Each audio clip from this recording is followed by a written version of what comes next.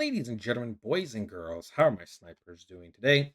I hope you guys are doing fantastic. Listen, today we're going to be talking about the one and only ICP.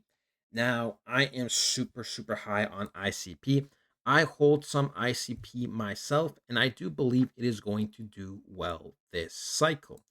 Listen, ladies and gentlemen, look, that we are preparing for the big finale. We are preparing for the big burst. If you don't know what I'm talking about, ladies and gentlemen, structure has shifted a couple weeks ago and it is still intact for a big explosion.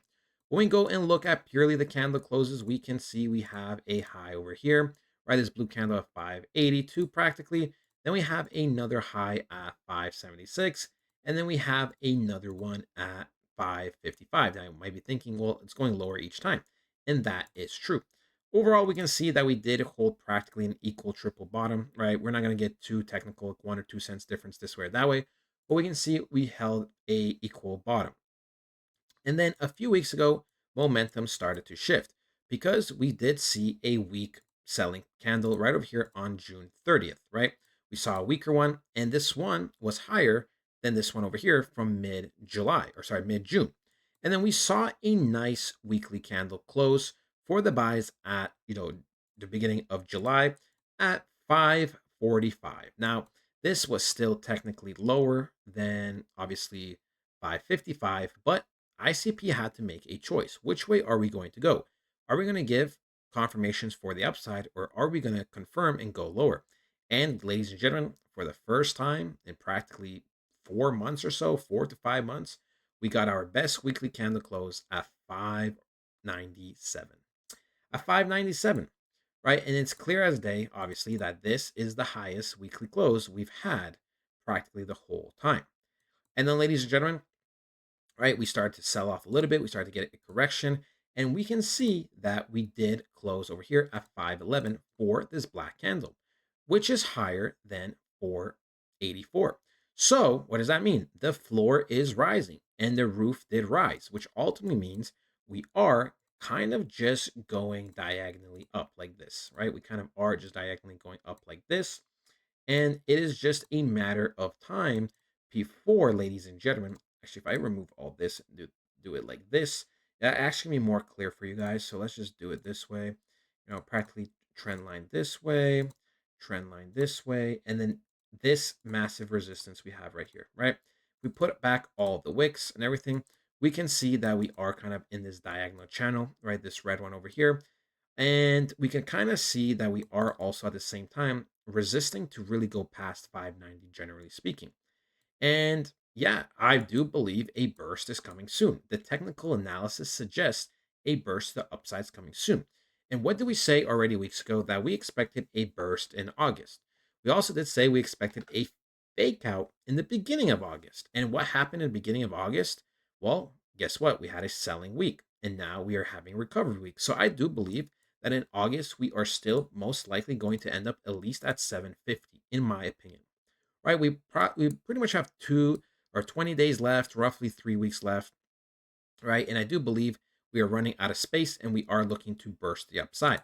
Another thing that's super positive is that Bitcoin has had a nice week. It practically went from, let's say, 112, 750 all the way to almost 119. And if we close like this, we will close above a massive support and resistance. We'll turn this roof of a resistance into a floor, and it is going to look very good and healthy for us. Okay. And also, Bitcoin dominance has been struggling. Now, here's the deal. Here is the deal. Even if Bitcoin dominance lingers around a little bit more and doesn't sell off right away, as long as something like Bitcoin continues to pump, we should see pumps in our altcoins, right? Nothing too crazy, but at least something consistent and something to the upside fundamentally. Okay. And that is just the reality. If we go on something like ICP, ladies and gentlemen, right, I can't believe IC shows before. Why would IC show before ICP? That is actually rude. We literally have a crypto at 4,355 showing up before a crypto that's at 39 rank. Just to let you guys know, we are ranked 39 out of 9,455 active cryptos. So pretty much these are like the only relevant cryptos, right? You could always debate that there's going to be a little bit more outside of this, but these are pretty much our real only competition.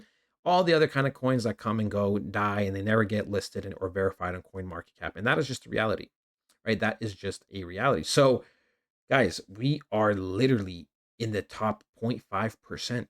We're literally in the top 0.5%, less than 1% for all of crypto. So you should be really, really happy if you're holding this coin.